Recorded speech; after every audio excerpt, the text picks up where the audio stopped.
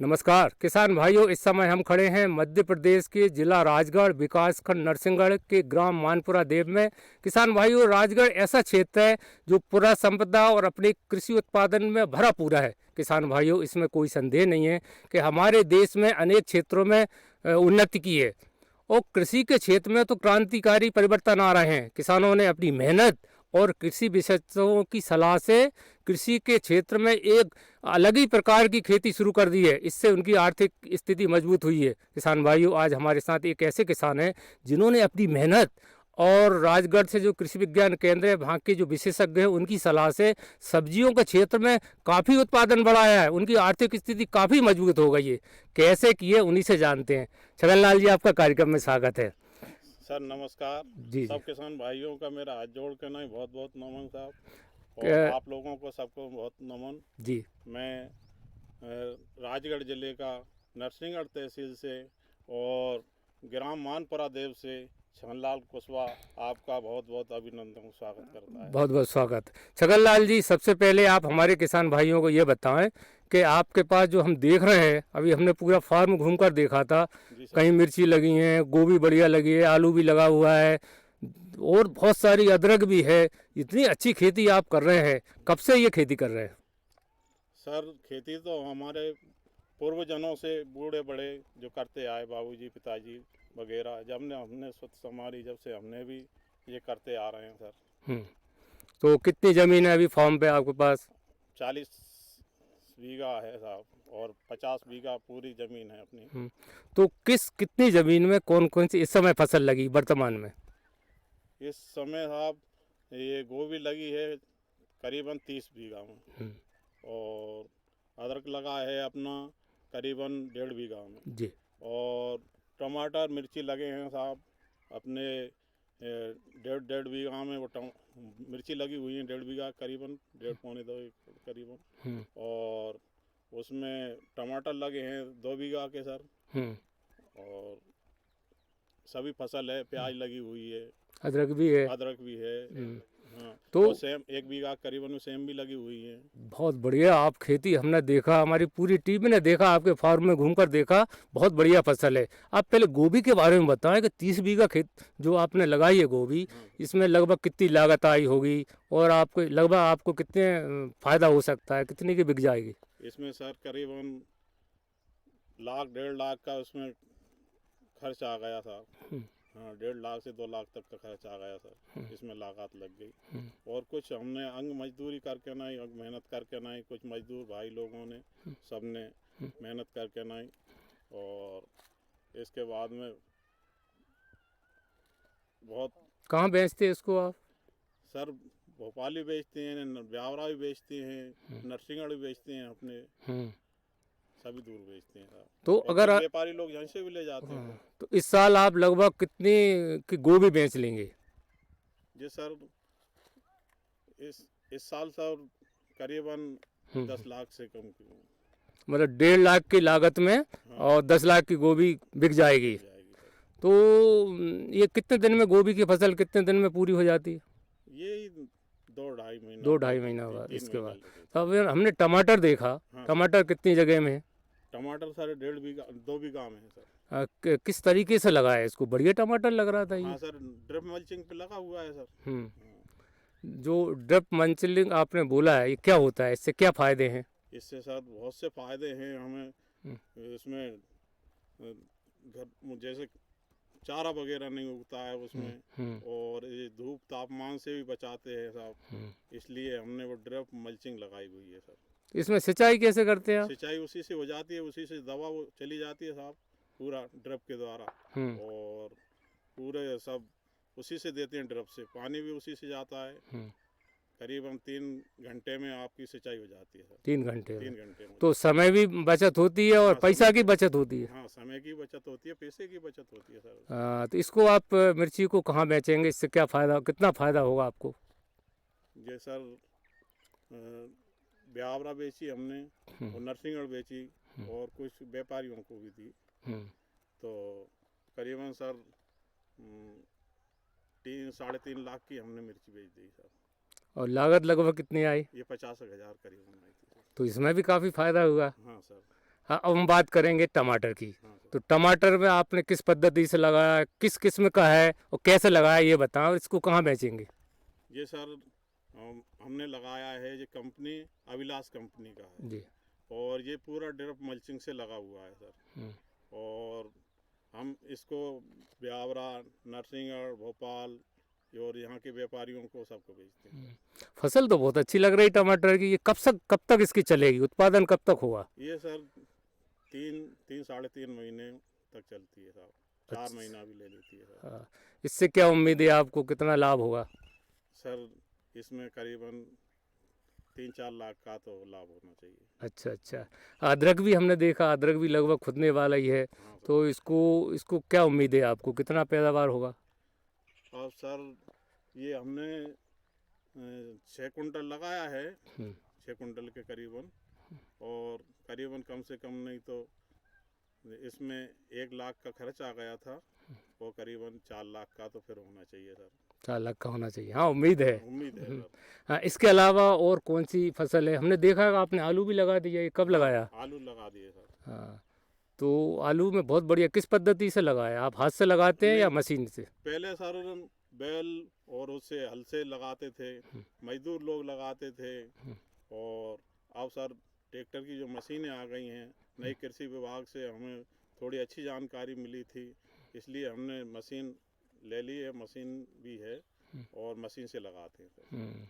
किसान भाइयों, जिन किसान से हम चर्चा कर रहे हैं, इनने सब्जी के क्षेत्र में अथाह मेहनत करके क्रांतिकारी परिवर्तन लाए हैं। आपने देखा है, लाखों के बेच रहे हैं थोड़ी थोड़ी जगह में। हम और उनसे जानकारी लेते हैं। इसके अलावा और कौन कौन सी फसल है, उससे कितना लाभ होगा आपको? और प्याज की है सर। प्याज के बारे में बताएं, कब लगाई है, कितनी लागत है? प्याज अभी लगाई है सर, अभी तो छोटी है रोप। फिर भी आप उसमें करीबन 25,000 के करीबन का उसमें लागत आ गई है और करीबन 3-4 लाख के करीबन की प्याज भी हो जाएगी सर। 2-3 बीघा में लगी हुई है। आप ये बताएं कि आप रासायनिक खेती करते हैं या जैविक खेती? जैविक है पूरा साहब। कैसे करते हैं आप जैविक खेती में? क्या आपके पास साधन है, क्या तरीका है? नाडेब है सर। हाँ नाडेब है। नाडेप को कैसे तैयार किया जाता है, क्या होता है ये नाडेप? सर ये हमारा ये कृषि विभाग के जो अधिकारी लोग हैं वो आते थे, देखते थे कि यार कुशवाहा जी तुम्हारे हाथों के यहाँ कूटा कचरा ये बहुत होता है कि इससे कि तुम नाडेप बनवाओ और नाडेप से कि अपने जैविक खेती करोगे आप। तो साहब हम जब से जैविक खेती कर रहे हैं, ये कूटा कचरा सब इकट्ठा किया हमने और एक उनने वो दी थी, उसको डाल देते हैं और ये पूरा खाद जैसा हो जाता है और फिर इसको हम नाडे में भर देते हैं। नाडे में भरने के बाद में और फिर वो 60-2.5 महीने में वो तैयार हो जाता है और उसको फिर हम इसमें फेंकते हैं साहब अपने खेत में। किसान भाइयों, नाडेप अर्थात एक ऐसा खाद जो कृषि के जो फसलों का अपशिष्ट जो पदार्थ होते हैं या इनको कचरा जिसको बोलते हैं, उसमें डाल दो, उससे बढ़िया खाद बनता है। और इससे क्या जी बताएं। गोबर का खाद भी डालते हैं उसी में और ये कूटा कचरा डाल देते हैं और उसमें केंचुए वाला खाद जो रहता है वो केंचुए डाल देते हैं। अच्छा, वो तैयार हो जाता है। तो इससे क्या आपको बचत हुई, क्या फ़ायदा हुआ? सर हमको बहुत बचत हो रही है उसमें। अपने जो रासायनिक खाद वगैरह आते थे वो नहीं डाल रहे हैं सर, उसकी भी बचत हो रही है। अपनी मेहनत का हिसाब ये जैविक उत्पादन ले रहे हैं। जैविक उत्पादन ले रहे हैं सर। इसके अलावा और आप अपने उसमें क्या क्या कर रहे हैं उत्पादन? और सभी हैं, सेम लगी हुई हैं और सभी चीज़ें हैं जी। सेम के बारे में बताएं। सेम अभी तैयार हो गई या फिर? जून में लगा दी थी सर। अभी पहली तोड़ाई होगी सर, उसकी तोड़ाई होगी। आ रही है उसमें जब। अच्छा, तो आपने कहा है कि आलू अभी बताया था ना कि मशीन से आलू लगाए हैं, तो कौन कौन से ऐसे आपके पास मशीनें हैं, यंत्र हैं, कृषि यंत्र, वो बताएं। सर जैसे ड्रप बिछानी है हम्म तो हमने वो बड़ा फावड़ा आता है बेड बनाने का, वो भी है यंत्र। हम्म और जैसे अकाई के लिए वो नोला जो आता है वो गहरी अकाई के लिए है। और रोडोवेटर भी है साहब, जैसे ज़मीन को भुरभुरी करना है तो रोडोवेटर भी है सर। और जैसे पाली बनानी है तो वो आती है, पाली बनाने की वो भी मशीन है सर। पूरी मशीनें हैं सर, ट्रैक्टर वगैरह सब पूरी व्यवस्था है। और घर के और आवागमन के साधन के लिए मोटरसाइकिल, जीप इत्यादि। हाँ मोटरसाइकिल भी है साहब, समय के अनुसार मोटरसाइकिल भी है। पहले तो पैदल जाते थे यहाँ से सब्जी लेके ना नरसिंहगढ़, और अब तो साहब मोटरसाइकिल भी हो गई, छोटी मोटी गाड़ी भी हो गई सर।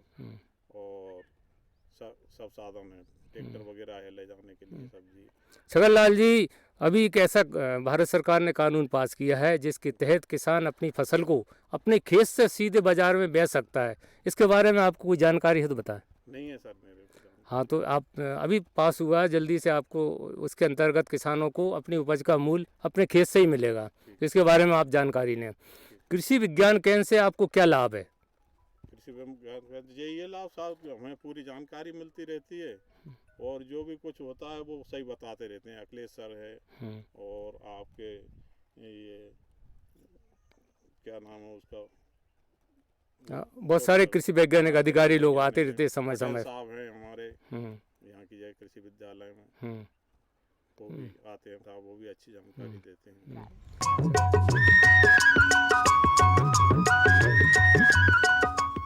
अरे सुन तो।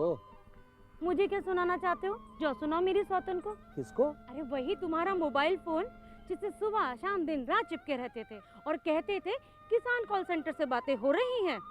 अच्छा ये बात है। हाँ, क्यों, क्या हुआ? अब बात नहीं होती क्या? अब तो झट से बात हो जाती है। संबंधी समस्याओं का अपनी भाषा में तुरंत हल पाने के लिए पूरे भारत में किसी भी फोन से हेल्पलाइन नंबर पर संपर्क करें। किसानों का दोस्त किसान कॉल सेंटर।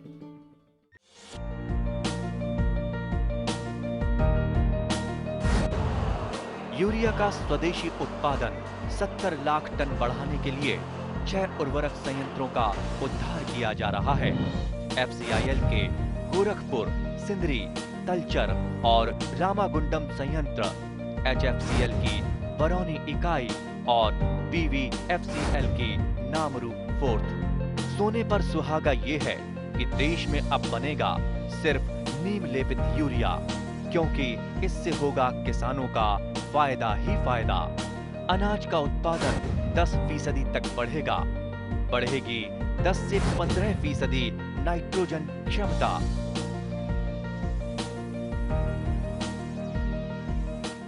किसान भाइयों, अभी हमें छगनलाल जी ने ये बताया है कि मैं ये पूरी खेती जैविक तरीके से जो खाद तैयार होता है उसके माध्यम से करता हूँ। हम इनसे ये जानेंगे छगनलाल जी से कि जैविक खेती से और क्या क्या फ़ायदे हैं, और हमारे जो किसान भाई जैविक खेती करें तो उन्हें क्या फ़ायदा हो सकता है, करना चाहिए, बताएं। सर ये केमिकल वाली जो दवा चल रही हैं सर, केमिकल वाली दवा हैं जो कई तरह की बीमारी कर रही हैं। इसलिए साहब हमने जो कृषि वैज्ञानिक केंद्रों से जो राजगढ़ वाले सर हैं उनने बताया कि जैविक खेती करो, तो हमने वो जैविक खेती उस हिसाब से कर रहे हैं साहब। दवा भी उसी की बनाते हैं, खाद भी उसी का बनाते हैं हम। और जैसे फसल है तो जैविक खेती की पूरी जैविक की दवा स्प्रे करते हैं और खाद भी डालते हैं तो जैविक का डालते हैं। तो इसीलिए किसान भाइयों से सभी से मेरा यही निवेदन है कि आप जैविक की खेती करिए और अच्छा लाभ लीजिए। और जैसे कई तरह की बीमारी बनती हैं, मैं तो यही कहता हूं कि सभी किसान भाइयों से कि जैविक की खेती करें और अपने देश को बचाएं। बहुत बहुत धन्यवाद। किसान भाइयों, अभी आपने देखा किसानों की कड़ी मेहनत, सरकारी योजनाओं का लाभ और कृषि विशेषज्ञों की सलाह से कृषि के क्षेत्र में किसानों ने अपार सफलता प्राप्त की है। इससे हमारे किसानों की दशा और दिशा दोनों बदल गई हैं। उम्मीद है इस जानकारी का आप लाभ उठाएंगे। नमस्कार।